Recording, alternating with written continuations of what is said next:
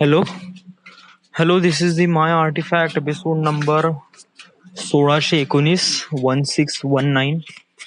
आजची तारीख आहे 24 जुलै 2019. आता वाजले रात्रीचे 1:04. काल मी आर्टिफॅक्ट एपिसोड केला नव्हता, सो कालची आपल्याला आर्टिफॅक्ट एपिसोड रेकॉर्ड करावा लागेल. सो कालची तारीख होती 22 जुलै 2019. ऍक्च्युली मी 24 जुलै आजची काऊन म्हणत आहे, कारण हे कसं आहे की 12 वाजून गेलं आहे या. बट ऍक्च्युली मी झोपलो नाही, सो इट जस्ट लाईक माझ्यासाठी 24 तारीख अजूनपर्यंत आलीच नाही या. 24 तारीख होते केव्हा, म्हणजे आता कसं मी आता झोपल्यानंतर मग मी उठीन, ते जेव्हा माझं ते रुटीन सुरू होईल ना. ऍक्च्युली कसं आहे की 24 तारीख सुरू झाली आहे या टेक्निकली, बट माझ्यासाठी मी कसं आहे की मी जेव्हा सकाळी उठीन तेव्हा नंतर माझं ते 24 तारीख सुरू होईल या. सो आजची ऍक्च्युली तारीख आहे 23 या. आणि मी काल म्हणजे 22 तारखेला आर्टिफॅक्ट एपिसोड रेकॉर्ड केला नाही या. व्हाय? बिकॉज ऑफ दॅट की काल ऍक्च्युली नवीन प्रोजेक्ट सुरू झाला आहे थर्मॅक्सचा. आणि या प्रोजेक्टमध्ये काफी सिलेक्टेड फक्त 7 जण आहे. ओके. आणि त्या 6 जणांमध्ये मी आहे. त्याच्यानंतर कोण आहे अजून? अविनाश, वृषाल, अजून अंकित, अजून तो तुषार, अजून कोण आहे? तेजस आणि प्रणय वांगडे. ओके. 5-6 जण आहे. ओके. सोमवारी काय झालं? सोमवारी काय नाही, मी सकाळी उठलो करीब 7-8 वाजता वगैरे. कपडे प्रेस केले. नंतर कसं का मग मी गाडी पकडली आणि नागपूरला आल्यानंतर मग मी ऑफिसमध्ये गेलो. आणि ऑफिसमध्ये गेल्यावर मग काम सुरू केलं. आणि 1 वाजता ऑफिस मधून आल्यानंतर मग बहुत जास्त झोप लागली होती. Couldn't make artefact episode. काल म्हणजे डेली रुटीन मध्ये एवढंच झालं, असं सांगणं लाईक काही फारसं काही आहे नाही या. बट माइंड मध्ये is really much bigger things happens in my mind. झालं काय? युजली मी कसं की एक स्वप्न मी खूपदा पाहून राहिलो या. एक स्वप्न आहे जे मी खूपदा पाहून राहिलो. व्हाय? कोणतं स्वप्न? ओके. मी कसं नेहमी एक स्वप्न पाहतो की माझ्या अकाउंटमध्ये अचानक पैसे आले बा. बट काल मी जे स्वप्न पाहिलं ना, स्वप्न म्हणजे कसं रात्री झोपताना स्वप्न ना, दिवसांनी या. म्हणजे फक्त विचार, ते स्वप्न वगैरे नाही, फक्त विचार करायचा.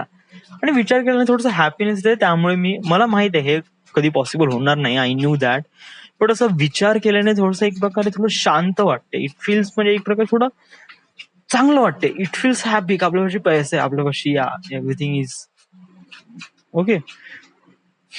नाही तर माझी actual life is kind of like really सक. मी जेव्हा फ्युचरचा विचार करतो तेव्हा गोष्टी बहुत कठीण आहे. ऑफकोर्स सक्सेस आहे, बट त्या सक्सेस पर्यंत जाण्यासाठी मार्ग जो आहे ना, तो काफी कठीण आहे. आणि मला माहित आहे की मी त्या कठीण मार्गाला मी नेहमी अचीव्ह करण्याचा प्रयत्न करेन, त्याला ऍक्सेप्ट करण्याचा प्रयत्न करेन. जे काही समोर प्रॉब्लेम आले त्याला हेड ऑन फेस करण्याचा प्रयत्न करेन. Of course that's my thing. But कसं आहे की एक मन असते ज्याला नाही का थोडस खुशीनेस, थोडस हॅपीनेस पण पाहिजे या. आणि हेच हॅपीनेस मी माझ्या या स्वप्नामध्ये शोधण्याचा प्रयत्न करतो या. नेहमी मी हेच स्वप्न पाहतो की माझ्या अकाउंटमध्ये पैसे जमा झाले अचानकपणे, करीब 100 करोड किंवा 200 करोड, 500 करोड या. बट काल मी विचार केला की हे पैसे जमा होईल कसे, how this things gun happen या. माझं डोकं एकदम विचार करायला एकदम प्रॅक्टिकल विचार करतो यार या. म्हणजे it would be happen like that, म्हणजे असं होऊ शकते.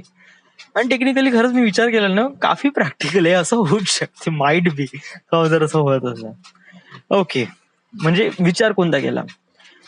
एक रशियामधला एक बिझनेसमॅन आहे जो डायनामाइट बनवतो. डायनामाइट म्हणजे विस्फोटक. ओके. विस्फोटक पदार्थ. आणि तो त्याचा मालिक आहे.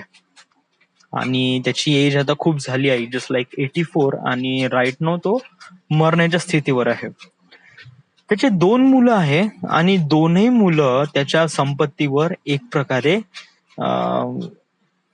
बसून आहे का या, म्हणजे या बुड्याची मी संपत्ती मी घेऊन टाकतो बा. येस. बट ऍक्च्युली कसं आहे की त्याला माहित झालं आहे की हे जे आपण बिझनेस करून राहिलो आहे डायनामाइटचा, या जे काही विस्फोटक पदार्थ आहे यांनी फायदा मात्र कोणाचा नाही. हा, जे बिझनेस करून राहिले त्यांना बिझनेसचा फायदा आहे, बट जेव्हा प्रॅक्टिकली हा प्रॉडक्ट किंवा वापरण्यात येईल तेव्हा नुकसान होईल. या, म्हणजे एक डायनामाइट किंवा एक विस्फोटक पदार्थ जेव्हा फुटतो तेव्हा आसपास अराउंड लोक मरतात, आणि याच्यामुळे फायदा कतही होत नाही, याच्यामुळे नुकसानच होत आहे. याच्यामुळे लोक मरतात, संपत्तीची एक प्रकारे विल्हेवाट लागते. It's all this things one destroy. या, एक विस्फोटक पदार्थ म्हणलं तर. आणि हे त्या माणसाला अक्कल केव्हा आली, जेव्हा तो मरण्याच्या स्थितीवर आला. या. त्याचे मुलं त्याच्या बिझनेसला ग्रो अप करण्याचा प्रयत्न करत होते की आपण या बिझनेसला चांगला ग्रो करू बा इन रशियामध्ये.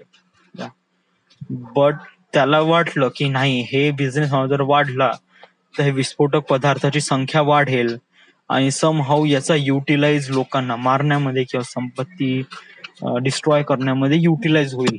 या, तर त्यांनी ती कंपनी बंद केली आणि सगळा पैसा एक रॅन्डम अकाउंट नंबरवर सेंड करून दिला. त्यांनी एक रॅन्डम अकाउंट नंबरवर सेंड करून दिला. आता हे माझा विचार आहे, मी हे सगळं आता माझ्या स्वप्नाबद्दल सांगून आलो. ओके, आता हे रॅन्डम अकाउंट नंबरवर सेंड करून दिलं. त्याच्या मनात कसं आहे की जो 11 अंकी रॅन्डम त्यांनी बटना बडबड बडबड दाबला, एंटर मारून दिला, सेंड करून दिला. आता कसं आहे की मी एक दिवस नाही का असं जातच होतो आणि मला नाही का एक प्रकारे अचानक बँकेतून बँक मॅनेजरचा फोन आला, SBIच्या बँक मॅनेजर म्हणून. ओके, म्हणलं हॅलो, म्हणे मी बोलत आहे म्हणे, मला तुमच्याशी पर्सनली भेटायचं आहे म्हणे. ओके, तुम्ही येऊ शकता म्हणे. म्हणलं माझं पहिले तुम्ही विचार केला की बँकवाले असे तर कधी फोन करत नाही, मी फार पहिले डाऊट घेतला. त्याच्यानंतर त्यांनी सांगितलं की या मी SBI मधलंच बॅचलर रोडवरचा या, आणि मी तोच आहे, आणि तुमच्या अकाउंटमध्ये काही प्रॉब्लेम्स आहे आणि त्याशी डिस्कस करण्यासाठी तुम्ही बँकेमध्ये या with ID proof and everything. Okay okay, मग कसं की मग मी बँकेत गेलो, वर्धेमध्ये बँकेत गेलो. नंतर त्यांनी मला सांगितलं की तुमच्या अकाउंटमध्ये इतके सारे पैसे आहे. ओके, नाही सॉरी, त्यांनी कसं आहे की मला फोन आला एखाद्या कोणातरी बँक मॅनेजरचा, आणि तो बँक मॅनेजरचा फोन आला तो RBI मधून आला. मी हे बोलत आहे म्हणे, तुम्ही RBI मध्ये येऊ शकता का म्हणे. RBI नागपूरमध्ये आहे. मी म्हणलं नागपूरमध्ये राहतो. हो ठीक आहे, नागपूरमध्ये आमची ब्रांच आहे, मी नागपूरमध्ये या म्हणते. मी पण नागपूरमध्येच आहे, मला तुमच्या अकाउंट बद्दल थोडंसं बोलायचं आहे. टिल देन तुम्ही तुमची सारी डॉक्युमेंटचे ID प्रूफ वगैरे सगळं घेऊन या म्हणे. सो मी RBI मध्ये गेलो. ओके, त्यांचं नाव होतं सुंदर पंथ. ओके, त्यांच्यापाशी गेलो आणि ही वॉज एक प्रकारे काइंड ऑफ लाईक खूप मोठ्या पोस्टवर होता. Okay, something like that. Okay, तर मग मी त्याशी भेटलो. त्यांनी म्हणाल की मला तुमचं पासबुक हवंय. मी त्याला माझं पासबुक दाखवलं. ओके, आणि त्याच्यानंतर मग त्यांनी माझं ID प्रूफ बघितलं, आधार कार्ड, पॅन कार्ड वगैरे साऱ्या गोष्टी त्यांनी व्हेरीफाय केलं, प्रत्येक गोष्टी. ओके, आणि मग त्यांनी व्हेरीफाईड केलं आणि त्याला माहित पडलं की हे खातं माझंच आहे. ओके, नंतर त्यांनी सांगितलं की तुमच्या अकाउंटमध्ये करीब 1,000 करोड रुपये आले आहे. 1,000 करोड रुपये. आणि हे कसं काय आणि कोणी पाठवले पैसे. मग त्यांनी सांगितलं की रशियामधला एक माणूस आहे वॉल्झोवॉक, त्यांनी हे पैसे पाठवले आहे. बट मी म्हणलं की माझा काही फिमिलियर आहे नाही, माझा या व्यक्तीशी माझं काही नातं नाही, त्यांनी कसं काय अचानक पैसे पाठवले. त्याला पण माहित नाही. जो सुंदर पंत आहे तो म्हणे की आम्हाला पण माहित नाही की त्यांनी पैसे तुला काय पाठवले म्हणे, कशाला पाठवले. या आम्हाला हे व्हेरीफाय करून घ्यायचं आहे की तू त्या व्यक्तीला ओळखतं का. Actually not. या खरंच म्हणजे मी नाही ओळखत. मी त्याला सांगितलं की नाही ओळखत बा, मी त्या व्यक्तीला कसं काय ओळखू. या अचानकपणे कोणी कसाही रॅन्डम अकाउंट नंबरवर कोणी काही पैसे पाठवू शकतो का. आणि ते एवढे सारे पैसे. ओके. हा तर मग हे बघ म्हणे, मग त्याने सांगितलं की हे जे पैसे रशियामधून आले आहे, हे रशियामधून आलेले पैसे इंडियामध्ये तू वापरू शकत नाही जोपर्यंत तू त्यांचं अप्रुव्हल घेत नाही. म्हणजे म्हणजे की ही पैसे रशियन करन्सी आहे. ओके. आणि हे एक्स्ट्रॅक्ट होईल इंडियन करन्सीमध्ये. पण जेव्हा यांचं अप्रुव्हल लागेल का खरंच तुम्ही म्हणजे त्या व्यक्तीने पैसे पैसे आहे ना रशियामधला जो वॉल्स वॉक, त्याचे एक प्रकारे सिग्नेचर करून यावं लागेल. त्याचं ऑथरायझेशन लेटरवर त्याची सिग्नेचर लागेल. त्याच्यानंतरच इंडियामध्ये ते पैसे एक्स्ट्रॅक्ट होईल रुपीजमध्ये. या समजा जर त्यांनी ते पैसे तिथे ऑथराईज नाही केले, तर ते पैसे राहीन फसून. ते नाही रशियामध्ये जाईल, ते नाही इंडियामध्ये जाईल, ते मिडल ट्रॅप मध्ये फसून जाईल पैसे. 1000 करोड रुपये.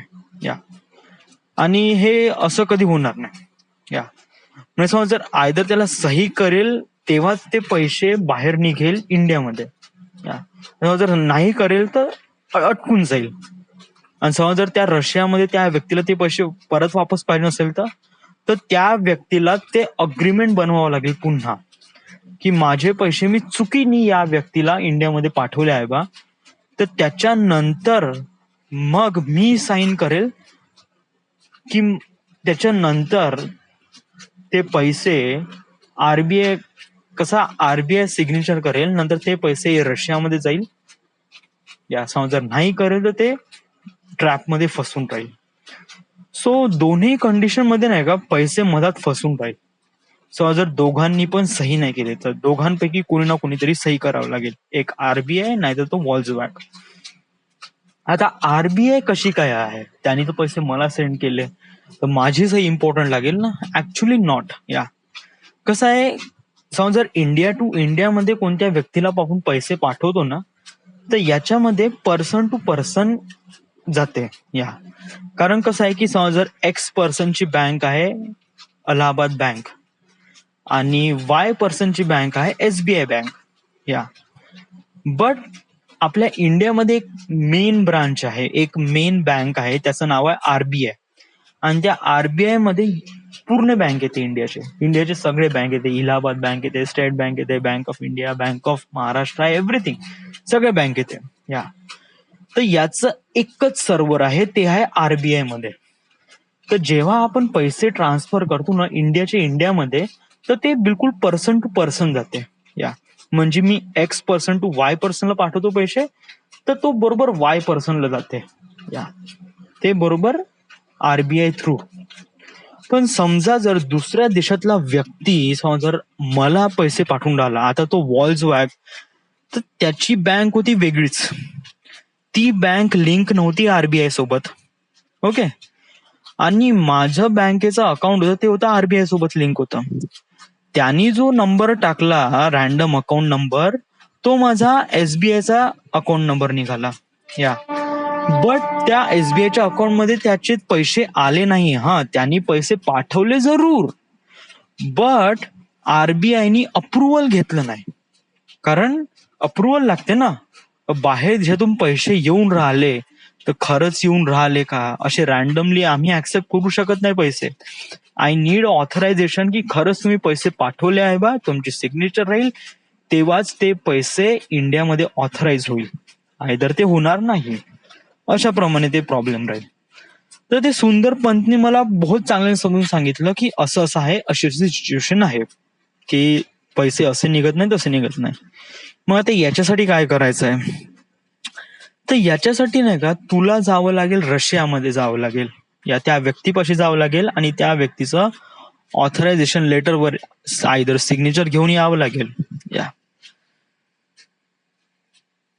समजा जर ते सिग्नेचर समज जर नाही भेटत असन तर ते पैसे फसून राहतील. असं त्या सुंदर पंतनी मला सांगितलं. ओके, म्हणलं ऍग्री झालो. ओके, मग त्याच्यानंतर मग मी त्या व्यक्तीला शोधणार कसा? त्यांनी अकाउंट नंबरवर पाठवला, तर मला त्या अकाउंट नंबरचं त्याचं नाव मला माहित पडलं, त्याचा ऍड्रेस माहित पडलं, त्याचा फोन नंबर माहित पडला. मी इंटरनॅशनल कॉल केला त्या व्यक्तीला, वॉल्सवॅकला फोन केला, त्याला सांगितलं अशी अशी कंडिशन आहे. तो फोनवर म्हणे मी अप्रूव्ह करतो म्हणे की तुम्ही ते पैसे एक्स्ट्रॅक्ट करा म्हणे तुमच्या इंडियामध्ये या. बट हे एक प्रकारे सांगितलं, हे एक प्रकारे थेरोटिकल आहे, एक असं म्हणजे तोंडातला शब्द आहे जो की केव्हाही बदलू शकतो. कागद मधला पेन नाही की शाईन आहे का ते कधी बदलू शकत नाही. या एक प्रकारे कन्फर्मेशन पाहिजे, हे असं बोलणं नाही. या मग मी त्याला सांगितलं की we need at least a confirmation paper. So आम्हाला एक प्रकारे सिग्नेचर साठी मला यावं लागेल, तर यू हॅव टू सिग्नेचर. तो म्हणे ओके म्हणे, ठीक आहे म्हणे. मग त्यांनी ऍड्रेस वगैरे सेंड केला वगैरे ऑल दिस थिंग्स. आणि मग म्हणे की तू म्हणे रशियाला जा म्हणे. आता कसं आहे की मी इथे जॉब करून राहिलोय. ओके, रशियाला जाणं वगैरे वगैरे, सिग्नेचर घेऊन येणं, आणि त्या मलाही माहित नाही कसं सिग्नेचर देईन नाही देईन, तिथे होईल का होईल वगैरे. It's kind of like a really tragic. Till then मला माहितच नव्हतं की तो व्यक्ती कोण आहे, त्याचा बॅकग्राऊंड कोण आहे, तो करतो काय आहे, काय कशाचा धंदा करतो वगैरे, मला काहीच माहित नव्हतं. ओके, तर मग मी ऑफिसमध्ये गेलो, मॅडमला सांगितलं की मॅडम माझं अशी सिच्युएशन आहे, मला आउट ऑफ कंट्री जावं लागत आहे. ओके, माइट बी मला 15 किंवा 1 महिना वगैरे सुट्ट्या लागेल. अजून एक गोष्ट, जे रशियाला जाणं येण्याचा खर्च आणि माझं कसं राहणं एम्बेसी मध्ये राहील, इंडियाच्या एम्बेसी मध्ये. ओके, तर रशियामध्ये जेवढा काही खर्च राहील ना तो आरबीआय मॅनेज करेल, मला काही द्यावं लागणार नाही. ओके, सो हे गोष्ट कन्फर्म आहे. ओके, मग मी ऑफिसमध्ये गेलो, मॅमला सांगितलं अशी अशी, नायडू साहेबला सांगितलं की मला महिन्याभर सुट्ट्या द्यावा. मग ते म्हणे ओके म्हणे, ठीक आहे म्हणे. आता मी सुट्ट्या काऊन मागितल्या, कारण ऑफकोर्स जायचं तर आहे आणि मला माहित नाही ना किती दिवस लागणार आहे. काम होईल तर मी 2 दिवसात वापस येईल, नाही होईल तर या सिच्युएशन काही होऊ शकते तिथे, मला माहित नाही. सो मी म्हणलं महिनाभर सुट्ट्या मला द्यावा. ठीक आहे, त्यांनी ऍक्सेप्ट केलं. मग इथे आरबीआयनी माझा व्हिसा वगैरे बनवून ठेवला वगैरे. ओके, व्हिसा बनवला. मग त्यांनी सांगितलं की हे बा तुझी फ्लाईट आहे, तुला इथून जायचं आहे मॉस्कोला, मॉस्कोवरून जायचं आहे तुला एम्बेसीला. एम्बेसी मध्ये गेल्यावर तिथे राहतील इन्स्पेक्टर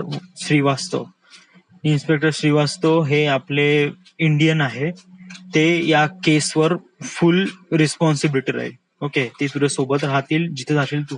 ओके, तुला त्यांच्या ऍड्रेसवर जायचं आहे, ऍड्रेसवर गेल्यानंतर त्यांची सिग्नेचर घेऊन यायची आहे एम्बेसी मध्ये. वापस आल्यानंतर मग तू एम्बेसी वाले ते तुला इंडियामध्ये पाठवतील.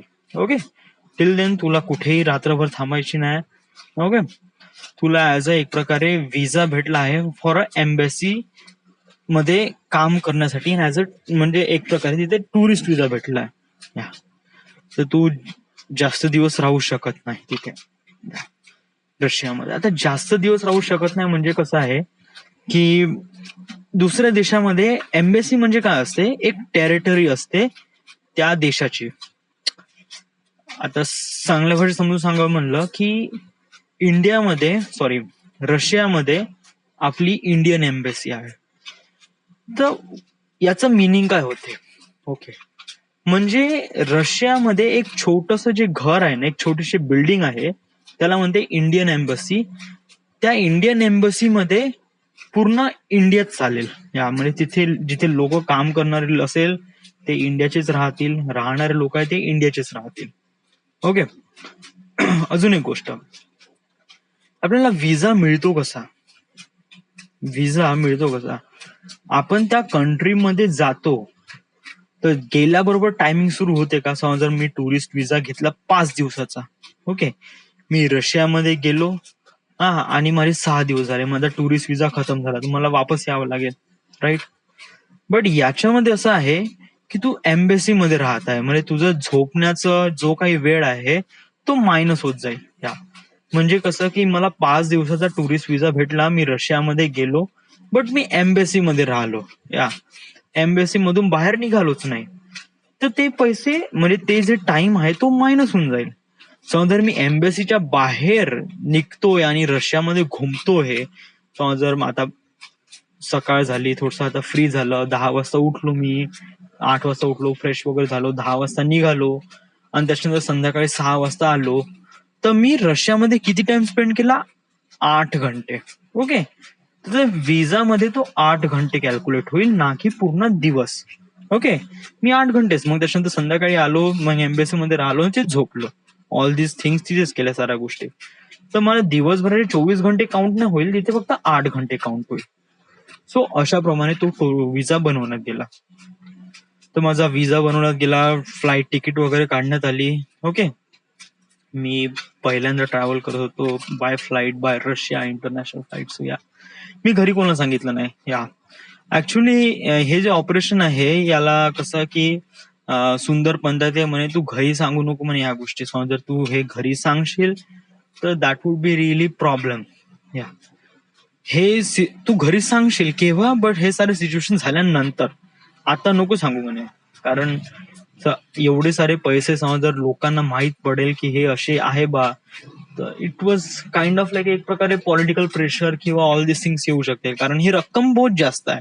1,000 आहे. या आपण इझिली निग्लेक्ट पण करू शकत नाही आणि इझिली अचीव पण करू शकत नाही. या गोष्टी कसं एक प्रकारे प्रेमानेच घ्यावं लागते. समजा जर त्यांनी म्हणलं की नाही मी नाही देत, तर मग काय. या सो कसं की प्रॉब्लेम खूप मोठा होता. तर त्यामुळे तू घरी सांगू नको म्हणे, घरी सांग म्हणे की तू मी मुंबईला वगैरे गेलो म्हणे. त्या लोकांनी मग माझी पूर्ण प्लॅनिंग केली होती वगैरे वगैरे. ओके. मग मी गेलो रशियामध्ये, मॉस्को मध्ये गेलो. बडबड करून 22 मिनिट झाले कंटिन्यू सांगून राहिला. आता हे कसं माझा एक प्रकारे मी याच्याबद्दल नाही का खूप एकदम विचार केला, डीपली डीपली बहुत विचार केला. अजूनपर्यंत हार्डली 20% झालाय, त्याच्यानंतर मी पूर्ण सांगितलंच नाही. सांगून ते तुझं हे dream about that. Okay, me shortcut मध्ये सांगण्याचा प्रयत्न करतो. ओके ठीक आहे. मग मी मॉस्को मध्ये गेलो, एम्बेसी मध्ये गेलो. एम्बेसी मध्ये गेल्यानंतर मग मी तिथे इन्स्पेक्टर आहे श्रीवास्तव यांच्यासोबत भेटलो. मग त्याच्यासोबत भेटल्यानंतर मग मी दुसऱ्या दिवशी मॉस्कोमध्येच तिथे ऍड्रेस आहे त्या मालकाच्या, त्या ऍड्रेसवर गेलो. ऍड्रेसवर गेल्यावर मग तिथे ते कसं एक प्रकारे खूप म्हणजे कसं म्हातारे वगैरे होते ना, तर ते कसं की त्यांना प्रॉपरली चालता पण येत नव्हतं, सही पण करता येत नव्हती ना, ऐकता येत होतं, आणि त्यांना कॅन्सर पण होता वरून. आणि त्यांनी काळजी घेणारी त्यांची एक ग्रँड डॉटर होती. या मग कसं आहे की मग मी त्यांच्या ग्रँड डॉटरला पूर्ण सिच्युएशन सांगितली. हा वगैरे, अशी अशी आहे, तशी तशी आहे वगैरे. या मग तिथं मग आमच्यावर हल्ला झाला. ओके. एक प्रकारे मग त्या हल्ल्यामध्ये मग ऑल दिस थिंग्स जाऊ दे, मी आता एवढं जास्त एक्सप्लेन नाही करत. बहुत जास्त मी थकलोय आता. 1690 राईट नाव, विराट नागपूर, महाराष्ट्र. थँक्यू.